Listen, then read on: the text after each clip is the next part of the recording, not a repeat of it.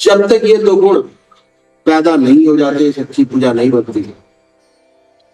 विनय ऐसा सुंदर गुण है जो दूसरे के हृदय को अपनी ओर आकर्षित करता है। ये विनय की महत्ता है।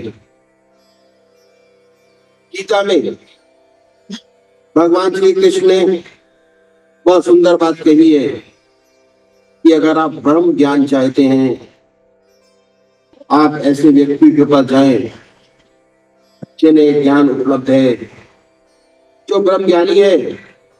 उनकी सेवा छल कपट छोड़कर करे तो वे ज्ञान आपके हृदय में उड़ेल देगा।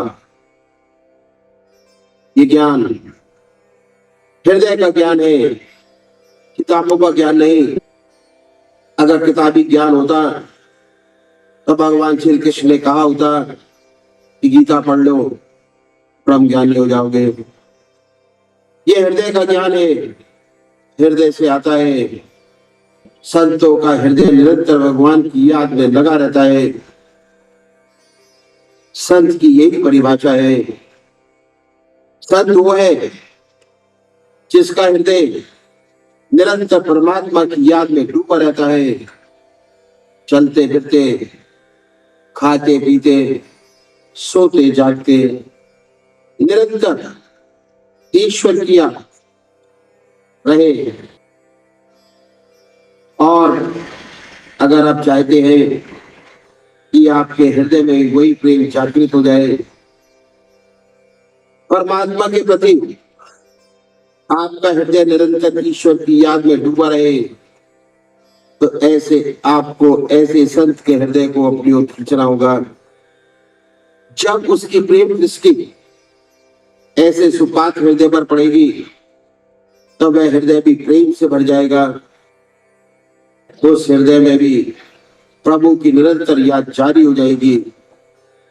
ये बड़े भेद की बात है और ये विनय से आती है। कहीं भी जाएं, आप विनय से जाएं, विनय से जाएं और अपने हृदय को खाली करके जाएंगे तो जरूर महक जाएगा आपका हृदय। यदि आप पूर्ण धारणा से जाते हैं और अपने हृदय को खाली नहीं रखते तो जुकाम होने की वजह से शायद उसकी महक से महरूम हो रह जाएंगे। पहली बात विनय। जहाँ प्रेम है वहां भक्ति मिलती है, भक्ति प्राप्त होती है। और दूसरा शब्द है प्रेम। प्रेम बड़ा छोटा शब्द है, ढाई अक्षर से बना है, लेकिन बड़े महत्व का है। बिना प्रेम की परमात्मा नहीं मिलता। राम ही केवल प्रेम प्यारा, जान नहीं जो जानन आरा। प्रेम से परमात्मा की प्राप्ति होती है। परमात्मा प्रेम के 5 गुण हैं। वो क्या है? प्रेम का पहला गुण है अदब, दूसरा गुण है लज्जा शर्म और हया, तीसरा गुण है विश्वास, चौथा गुण है संतोष और 5वां गुण है त्याग और प्रसाद। इन 5 गुणों से प्रेम की सच्ची पहचान होती है। ये प्रेम की कसौटी है। इन 5 गुणों में अपने प्रेम को कसकर देखें कि कितना प्रेम आपका परमात्मा से है और कितनी उसकी कृपा आपको प्राप्त हो रही है। तो प्रेम का पहला गुण है अदब। अदब एक अनूठा शब्द है, संतों की भाषा है। दूसरी भाषा में ऐसा शब्द नहीं मिलेगा आपको, बड़ी मुश्किल से मिले। अदब के मायने अनुशासन या डिसिप्लिन से नहीं कर सकते। डिसिप्लिन तो कई तरीके का होता है। एक डिसिप्लिन है जो डंडे का होता है, ये वो नहीं है। यह डिसिप्लिन डंडे का नहीं, प्यार का है। प्यार का डर, प्यार का भय। हम प्यार करते हैं और हमें ये भय बना रहता है कि हमसे ऐसा कोई काम ना हो जाए कि जिससे हम प्यार करते हैं मैं नाराज हो जाए। ये अदब। और अदब कैसे शुरू होता है? बच्चा, जो अच्छा बच्चा है, अपने माँ बाप का अदब करता है। जो माँ बाप का अदब करते हैं वह हमेशा फलता फूलता है। बच्चा बड़ा हुआ, स्कूल में जाना शुरू करता है। स्कूल में बच्चा अपने अध्यापक का अदब करता है। जो बच्चा अपने अध्यापक का अदब करता है उन्हें सच्ची विद्या आती है। जब हम और बड़े होते हैं और परमात्मा के रास्ते पर चलना शुरू करते हैं, अपने सदगुरु का अदब करते हैं और उसके प्रेम से डरते हैं, ऐसे साधक के हृदय में निरंतर टीस बनी रहती है कि उससे स्वप्न में भी ऐसा काम ना हो जाए कि उसके गुरुदेव की शिक्षा के विपरीत हो या उसके हृदय में किसी प्रकार की ठेस पहुंचे। ये अदब कहा है, बाअदब बानसीब, बेअदब बेनसीब। जो अदब निभाते हैं वो भाग्यशाली हैं। उन्हें हर प्रकार की कृपा परमात्मा से दुनिया में और दीन में प्राप्त होती है। माता पिता के चरणों में स्वर्ग है और सदगुरु के चरणों में परमात्मा की प्राप्ति, ईश्वर का मिलन होता है। जो माँ बाप की इज्जत अदब करते हैं वो संसार में सुखी रहते हैं और जो अपने सदगुरु का सच्चा अदब करते हैं इसी जीवन में जीवन मुक्त अवस्था प्राप्त होती है। ये पहला गुण है अदब। संतों ने कहा है कि अदब पहला करीना है मोहब्बत के करीनों में। प्यार में अधिक महत्व उन्होंने अदब को दिया है। रूहानियत का रास्ता इशारों का रास्ता है। जो इशारा समझ नहीं सकता वह कहीं बात भी समझ नहीं सकता। जो सच्चा साधक है वह हृदय से बात करता है, जबान से नहीं करता। और ये जब अदब आगे बढ़ता है तो हमें ईश्वर की नजदीकी प्राप्त होती है और इससे परमात्मा का सच्चा अदब बनता है। उसका सबसे बढ़िया अदब ये है कि एक भी क्षण हमारा हृदय परमात्मा की याद के बिना न रहे। हर समय उसकी याद आती रहे और उसकी हजूरी रहे, उसकी आगाही रहे। ऐसा परमात्मा का डर हमसे बने। यह प्रेम का पहला गुण अदब, जिससे अपने प्रेम की परख कर सकते हैं। और ये पूजा का अंग है। विनय और प्रेम दोनों बड़े महत्वपूर्ण हैं। दूसरा प्रेम का गुण है लज्जा शर्म और हया। जिससे हम प्रेम करते हैं उससे हम लजाते रहते हैं और हम उससे आंखें भी मिलाकर नहीं देख सकते। उसकी निगाह पड़ी तो हमारी निगाह नीची हो जाती है।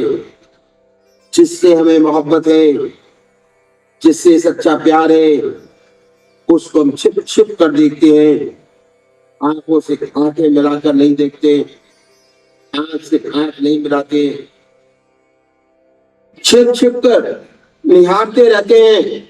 निरंतर ये भय बना रहता है कि हमसे ऐसा कार्य न हो जाए कि उसे ठेस पहुंचे। सच्चा साधक निरंतर इस कोशिश में लगा रहता है कि कहीं उससे ऐसा काम ना हो जाए जो वह अपने गुरु के सामने नहीं कर सकता। ऐसा काम उसकी गैरहाजिरी में भी ना करे। ये है अदब, ये है लज्जा शर्म और हया का गुण। इतना सुंदर है कि इससे हमारी जिंदगी में बड़ा सुधार होता है। गलतियां इंसान से होती हैं, लेकिन जिनमें शर्म है, जिनमें लज्जा है, वे अपनी गलतियों से अपने आप को सुधारते हैं और ऊपर उठते चले जाते हैं। शर्म में सुधार है, लज्जा में सुधार है और जो निर्लज हो जाता है उसमें कभी भी सुधार नहीं हो सकता। कहते ये बच्चा ढीठ हो गया।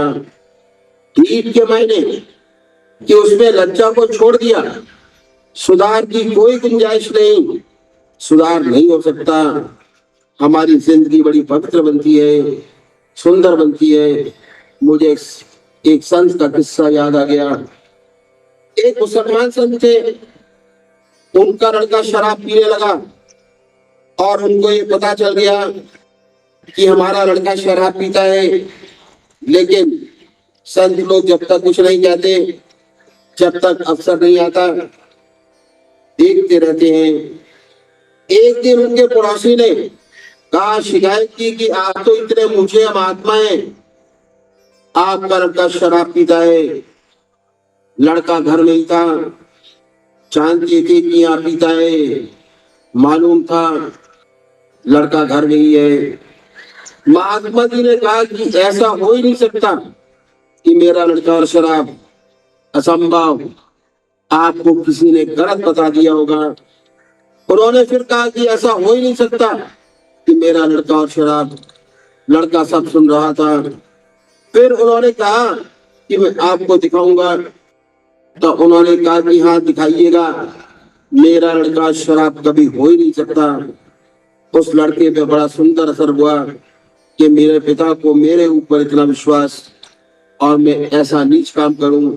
उसने वाकई में शराब पीना छोड़ दिया, शराब पीना बंद कर दिया। साल 1.5 साल गुजर गया, उसने शराब नहीं पी। एक रोज फिर उसके दोस्तों ने पकड़कर जबरदस्ती उसको शराब की दुकान पर ले गए और पीने के लिए बैठा दिया। मजबूरन बैठ गया। पुरानी आदत थी, थोड़ा रिवाइवल हुआ, मैं बैठ गया, पीने लगा। जब मैं पी रहा था, उस संत के जो पड़ोसी थे उधर से गुजरे और देखा कि वह पी रहा है। वह फौरन जल्दी जल्दी घर वापस आए और एक संत के पास पहुंचे और कहा कि चलिए मैं आपको दिखाता हूँ। आप कह रहे थे कि आपका लड़का शराब नहीं पीता, आप मेरे साथ चलिए, मैं आपको अभी दिखाता हूँ। वह छड़ी हाथ में लिए साथ चल दिए। दुकान पर पहुंचे तो देखा कि वाकई में पी रहा है, लेकिन एक खंबे की ओट पे बैठा था और पी रहा था। जब ये पहुंचे तो देखा वाकई में पी रहा है, एक खंबे की ओट पे बैठा था और पी रहा था। जब ये पहुंचे तो देखा पी रहा है। बोले कि पी तो रहा है, इंशाअल्लाह खंबे की ओट में है और जरूर छोड़ देगा। उस लड़के ने सुना और हमेशा के लिए तौबा की और उसने शराब पीना छोड़ दिया। लज्जा शर्म और हया ऐसा सुंदर गुण है कि जहां है वहां सुधार होता है, जीवन पवित्र होता चला जाता है। ये गुण लज्जा शर्म का जो सच्चे साधक हैं वे अपने सदगुरु से लजाते रहते हैं। उन्हें शर्म आती है और हमेशा कोशिश होती है कि जो भी काम वो अपने गुरु के सामने नहीं कर सकते उनके पीछे भी ना करें। तीसरा प्रेम का गुण है विश्वास। जिससे हमें प्यार करते हैं उस पर थोड़ा सा विश्वास तो होता ही है कि हम यहाँ आए हैं, कम से कम इतना विश्वास तो जरूर लेकर आए कि हमारा समय खराब नहीं होगा, परमात्मा की चर्चा होगी, भगवान की चर्चा होगी, कुछ ना कुछ फायदा होगा। अगर इतना विश्वास लेकर आए तो जरूर फायदा होगा और ये विश्वास हमेशा अनुभव से होता है। अंधविश्वास बड़ी खराब चीज है, नहीं करना चाहिए। इसके मायने गड्ढे में गिराने वाला है अंधविश्वास, कभी नहीं करना चाहिए। इसके मायने ये नहीं कि हम अपने आप को इतना संकुचित कर लें कि बच्चों की सच्ची बात भी ना माने। अपनी बुद्धि को खुला रखिए और जिस बात को आत्मा कबूल करे, माने, उस पर चलिए, हमेशा लाभ होता रहेगा। धीरे धीरे हमारा विश्वास बढ़ता है, हम अभ्यास करते हैं, धीरे धीरे हमें अनुभव होते हैं, धीरे धीरे हमें अपनी आत्मा का ज्ञान होता है, धीरे धीरे परमात्मा की ओर बढ़ते हैं, धीरे धीरे उसकी लीला को देखते हैं। एक दिन ऐसा आता है कि हमें इस पर पूर्ण विश्वास हो जाता है, हम अपने को उस परमपिता परमात्मा को पूरी तरह निछावर कर देते हैं, छोड़ देते हैं। ये विश्वास बहुत आवश्यक है। सबसे पहली बात कि हमें अपने तरीके पे विश्वास होना चाहिए कि जो तरीका हमने परमात्मा की प्राप्ति का अपनाया है वह ठीक है और सच्चा है। बहुत सोच समझकर उसमें कदम रखे। धीरे धीरे जब हमें ऐसा विश्वास हो जाता है कि मेरा रास्ता ठीक है, मेरा हृदय निरंतर उस प्रभु की याद में डूबा रहता है, सुख में भी उसकी याद है, दुख में भी उसकी याद है, कोई समय ऐसा नहीं होता जब हमको उसकी याद नहीं रहती।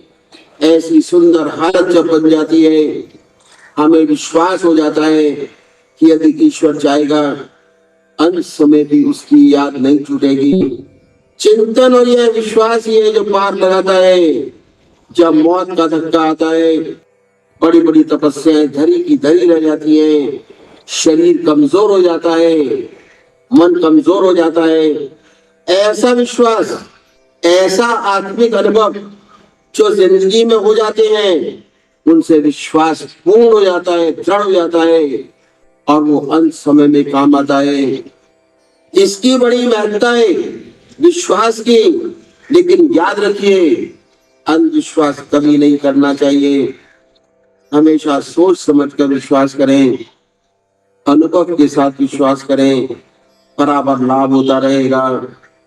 दिल से उस ईश्वर की याद को पकड़ो, हृदय से, सच्चे प्रेम से पकड़ो, सच्ची लगन से पकड़ो। दांतों से क्या मतलब है? जब आदमी हताश हो जाता है, डूबता होता है, तब तिनके का सहारा पकड़ता है। और अगर लड़ाई हो रही हो और बिल्कुल निराश हो गया हो तो वह दांतों से काटने की कोशिश करता है, दांतों से पकड़ने की कोशिश करता है। तो ऐसे अपने आप को समझाते हुए कि उस परमात्मा के नाम को चाहे कुछ भी हो जाए, जीवन रहे न रहे, दुनिया रहे न रहे, लेकिन उसके नाम को ना छोड़ो। ऐसे दिल और दांतों से उस परमात्मा के नाम को पकड़ो। यही सार वस्तु है। इसी से सच्चा आदर्श जीवन मुक्त अवस्था प्राप्त होती है, जो मनुष्य का सबसे ऊंचा आदर्श है। संतोष का मतलब ये नहीं कि आप काम करना छोड़ दें, अगर अपनी उन्नति की कोशिश न करें तो ये हरगिज नहीं। हम लोग तो ग्रस्ती हैं और हमारा रास्ता ग्रस्त का रास्ता है। इसी दुनिया में रहते हुए, इसी संसार में रहते हुए, संसार का सब काम सुंदरता से करते हुए, हृदय निरंतर परमात्मा की याद में डूबा रहे, परमात्मा की याद में बर्फ की तरह पिघलता रहे और संसार के सब काम सच्चाई के साथ, लगन के साथ होते रहे, बनते रहे, आज से अच्छे। यही हमारा आदर्श है। दस्त बकार, दिल बयार, हाथ काम करे, दिल ईश्वर की याद में लगा रहे। तो संतोष के माने ये नहीं कि हम हाथ पर हाथ रख कर बैठ जाए, अब कोशिश ही ना करें अपनी दुनियावी तरक्की के लिए। हमेशा हम सच्ची कोशिश करें, सच्ची मेहनत करें और द्वेष से बचें।